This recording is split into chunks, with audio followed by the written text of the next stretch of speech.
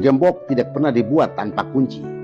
Masalah tidak pernah dibuat tanpa solusi.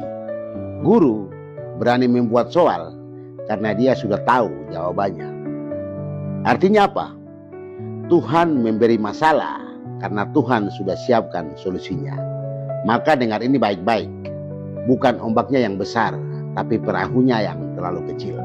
Bukan ujiannya yang besar, tapi iman kita yang terlalu lemah.